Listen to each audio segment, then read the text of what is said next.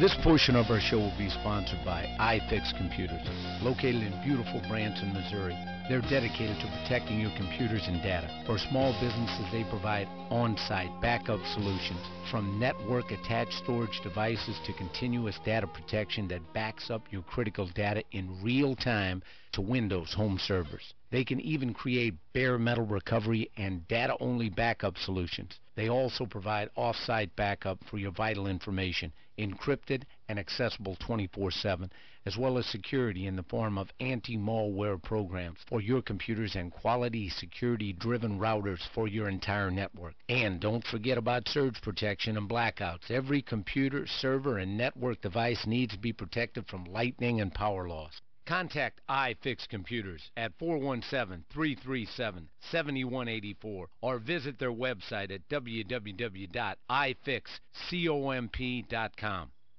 We've got our phone lines open for any of your firearms and personal defense questions. And I want to thank Joe so much for sticking around with us while we took care of the break and took care of some advertising things that we had to take care of here at the studio. Joe, you still there? It goes, doesn't it? Hey, brother, thanks so much for joining us. Hey, how are things going? You're my brother, too. All right, well, how things going? Hey, for one thing, I love the Who, but you ought to try David Bowie's song, Putting Out Fire with Gasoline, because that's what you're doing. Is that it? Throwing gas on the fire, huh? Yep. Well, I tell you what, the main thing But at any rate, my point is... Sure. Is that, I carry the old smoke wagon around with me, mm-hmm. and if I see anybody that's being physically endangered, I'm either going to point it at them or I'm going to shoot them. And that's the only reason I carry a cell phone around.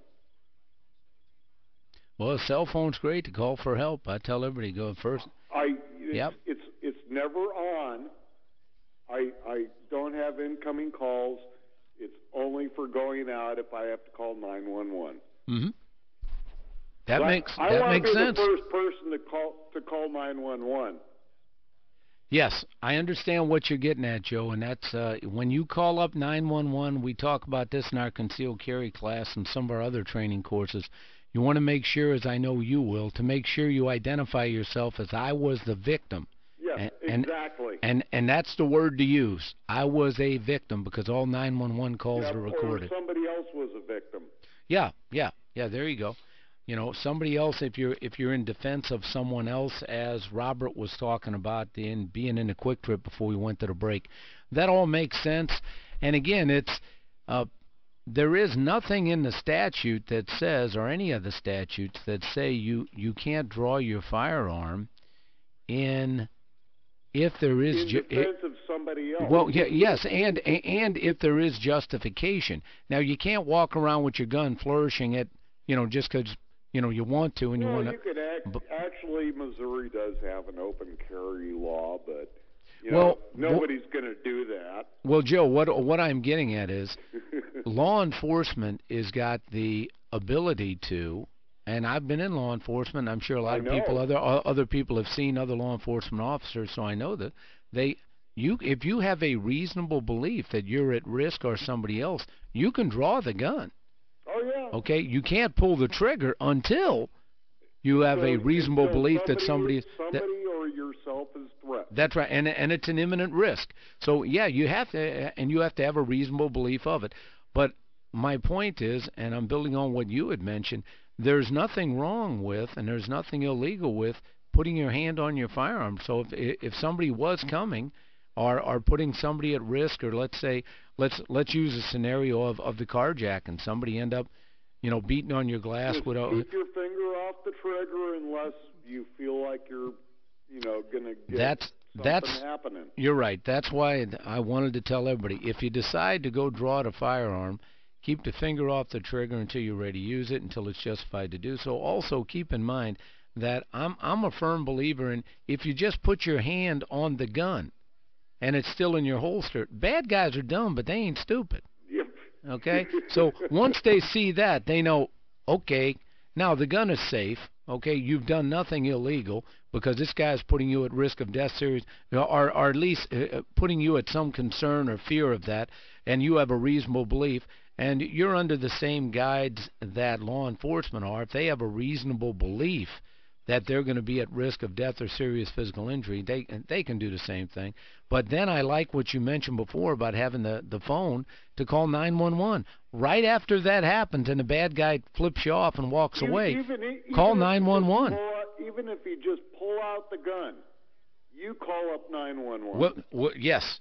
Yes, you want to make sure you always do that, and we cover this in our class. Now, you know John Markham, don't you? Yes, I know Mr. Markham. Good guy. He's a good guy. Yeah, he's real good, and that's the first thing he said. He said, you be the first one to call 911. And, Joe, the important part about this, I know you know, but for our listeners, you need to go ahead and make sure you call 911 in any of these situations. If the bad guy just walks away or flips you off, walks away, you need to call 911 and identify yourself as, hey, I or somebody else was a victim. Somebody tried to carjack me. Somebody tried to assault me. Because I'm the victim. You don't want to have them saying, this guy tried to shoot me. Well, also, not only the bad guy or bad girl nowadays, but what if somebody saw you? What if there's somebody else on the parking lot? They don't know. You know, they're not close enough, so they don't know whether you're the good guy, you're the bad guy. Exactly. So you got another citizen call up and say, hey, man, I seen this guy put his hand on a gun, and I got kind of worried about that. He stuck his gun out the window.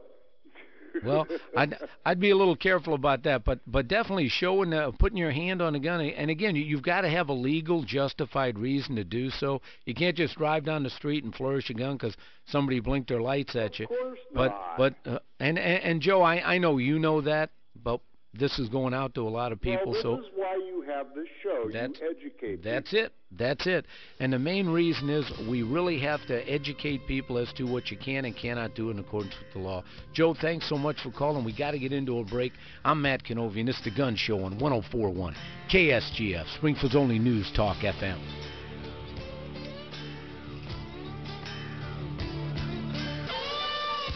You're listening to The Gun Show with Matt Canovi on 104.1 KSGF, Springfield's only news talk FM. Call now, 447-5743 or 1-800-630-5743.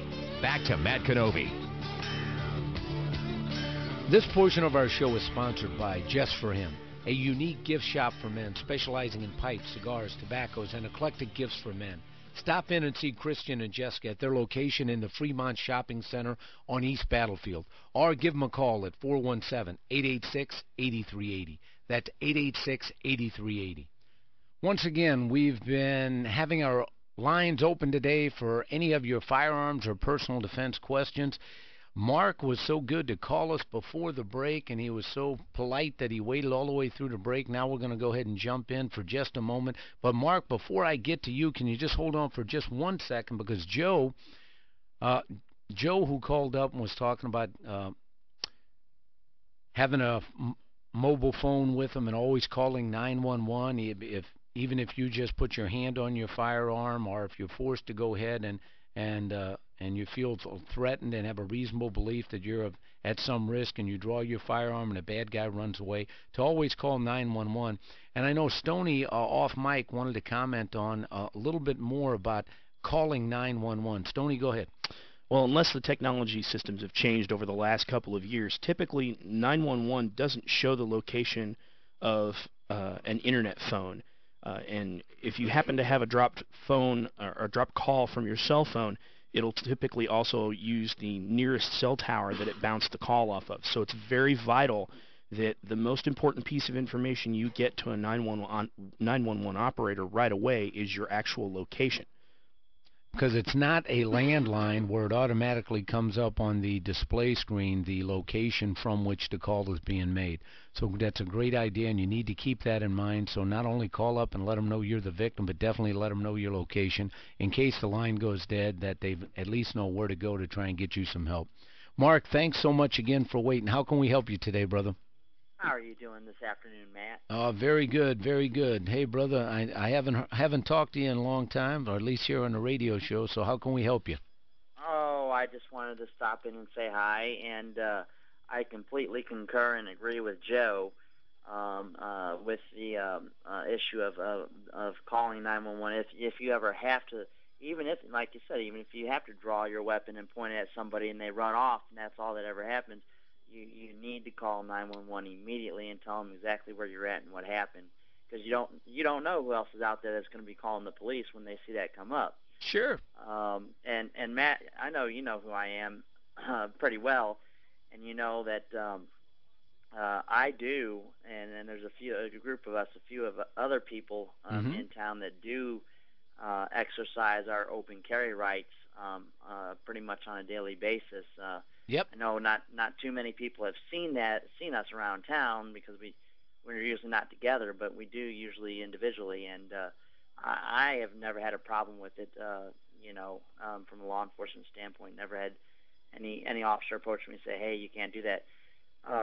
We did have a guy on my group on my page post something just yesterday. Said he got stopped by a Springfield, Missouri police officer in Walmart's parking lot, and said basically the officer said, "If you don't want to go to jail, you better take that off and leave it in your vehicle."